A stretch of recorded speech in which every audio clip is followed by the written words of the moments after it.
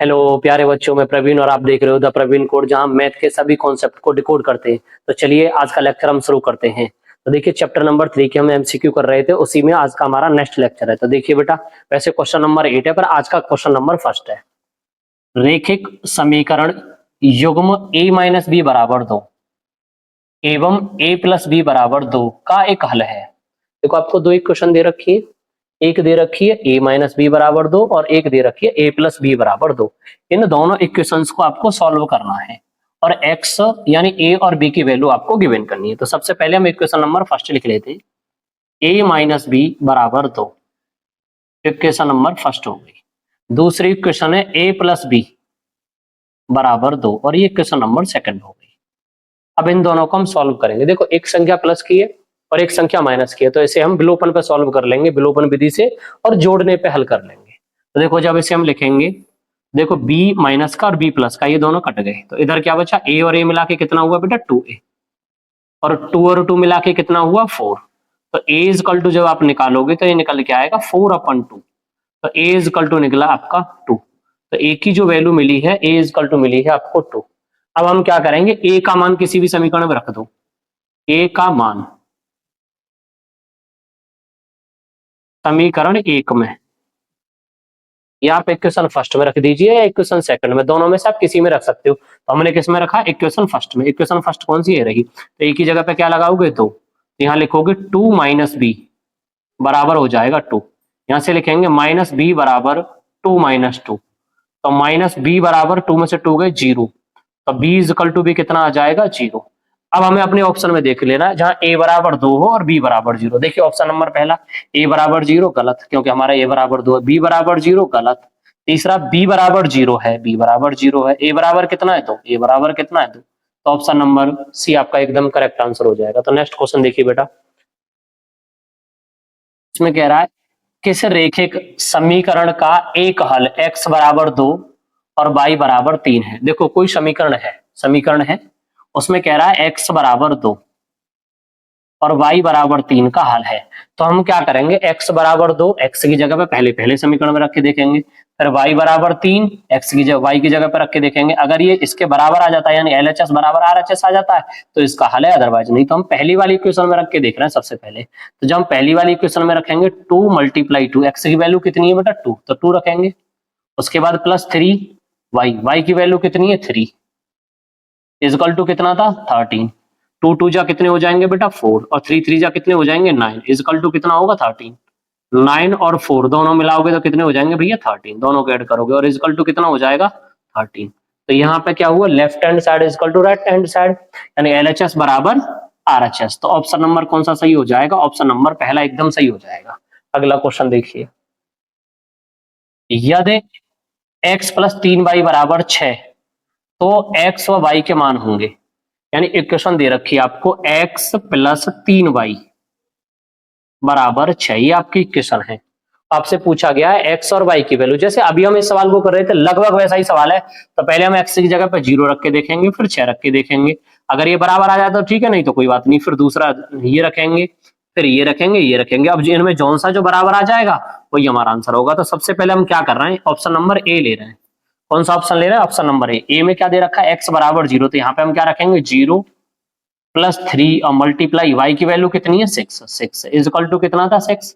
इन दोनों को ऐड करोगे 18 इजकल टू 6। क्या ये दोनों बराबर हैं जी, ये दोनों बराबर नहीं है, तो ये ऑप्शन सही नहीं होगा। दूसरा ऑप्शन देखते हैं, बी वाले ऑप्शन के लिए हमें क्या दिया गया 3,1।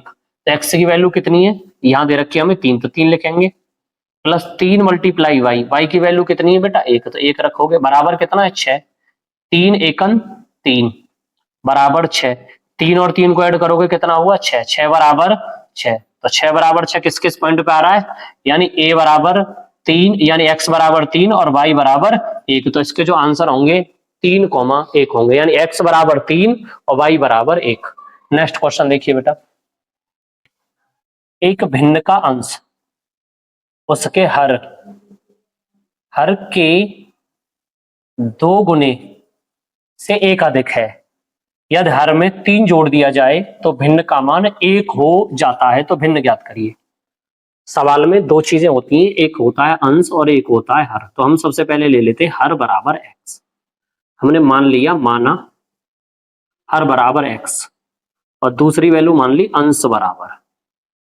देखो सवाल को एक बार अच्छे से समझना है। एक भिन्न का अंश, कोई भिन्न का अंश है तो क्या कह रहा है, उसके हर, किसकी बात कर रहा है, उसके हर। हर कितना है x, तो वो क्या कह रहा है, उसके हर, हर के दो गुने, हर हर कितना है x के दो गुने से एक ज्यादा है। अंश जो है क्या है, उसके हर के दो गुने से एक ज्यादा है, लिख दिया। फ्रैक्शन जो बनेगी बेटा वो क्या बनेगी, फ्रैक्शन बनेगी 2x प्लस 1 बटे x। फिर कह रहा है यदि हर में 3 जोड़ दिया जाए, हर में कितना जोड़ा जा रहा है, 3, 3 जोड़ दिया जाए, हर में कितना जोड़ दिया जाए, 3, तो फ्रैक्शन जो है वो 1 के बराबर हो जाती है। इसका इधर मल्टीप्लाई ये हो जाएगा 2x प्लस के 1, इसका इधर मल्टीप्लाई ये हो जाएगा x प्लस के 3, तो यहाँ बनेगा 2x, इसको इधर लेके आओगे x को तो माइनस का, और एक को इधर लेके जाओगे तो माइनस का, तो 2x में से x गए तो x बचे, और x बराबर 3 में से 1 गया तो कितने बचे, 2। तो यहाँ पे हमें जो x की वैल्यू मिली वो कितनी मिली, 2। अब हमें भिन्न पूछी गई थी, हमें क्या पूछी गई थी, भिन्न। एग्जैक्ट में जो हमारी फ्रैक्शन जो बन रही थी, जो भिन्न जो बन रही थी, वो बन क्या रही थी, फ्रैक्शन जो बन रही थी, अंश कितना था हमारा, अंश था बेटा 2x प्लस के 1 बटे कितनी बन रही थी, x।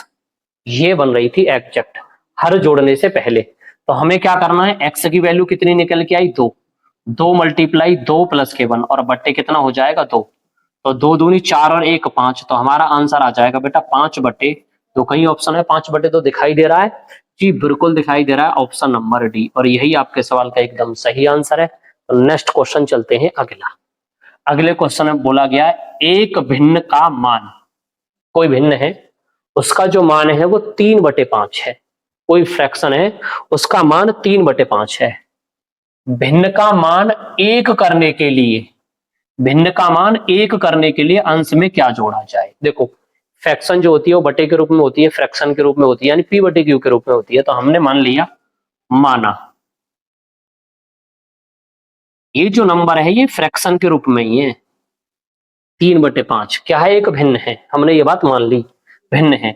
भिन्न का मान एक करने के लिए, भिन्न का मान कितना करने के लिए, एक करने के लिए, भिन्न का मान हमें क्या करना, एक करना, एक करने के लिए अंश में जोड़ा जाएगा। तो हमने मान लिया, माना अंश में x जोड़ा जाएगा, x जोड़ने के बाद जो रिजल्ट होगा वही हमारा आंसर होगा। तो हम देखते हैं हमें क्या करना, इसका इधर मल्टीप्लाई, इसका इधर मल्टीप्लाई, तो ये हो जाएगा 3 + x बराबर 5।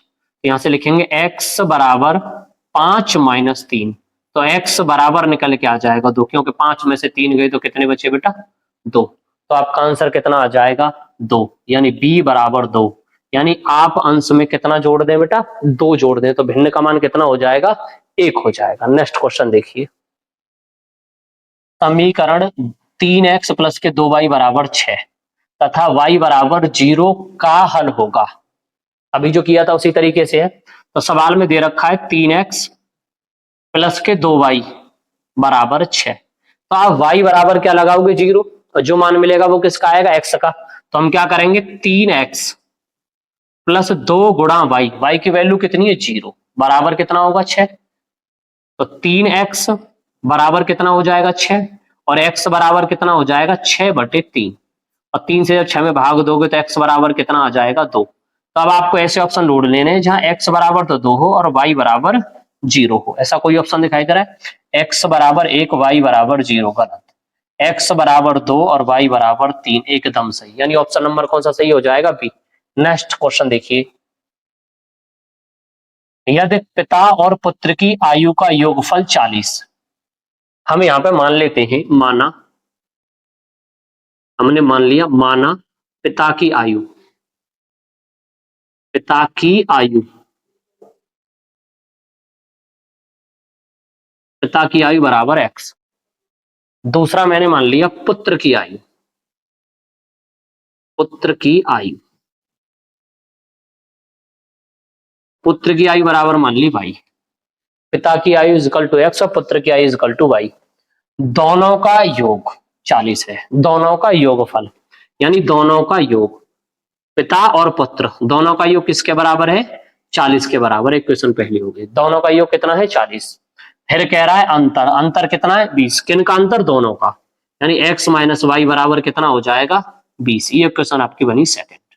अब हम इसे क्या करते हैं, सॉल्व कर लें। देखो ये प्लस का ये माइनस का ही कट गए, तो इधर कितना बचा बेटा 2x, 2x बराबर कितना हो जाएगा 60, 2 से 60 को काटोगे तो x बराबर कितना हो जाएगा 30। x की वैल्यू कितनी आई 30, हमसे पूछी क्या गई थी, तो पिता की आयु होगी, तो पिता कौन था बेटा, पिता था x, तो x बराबर क्या है पिता, और x की वैल्यू कितनी है 30, तो हमारा आंसर कितना आ जाएगा 30।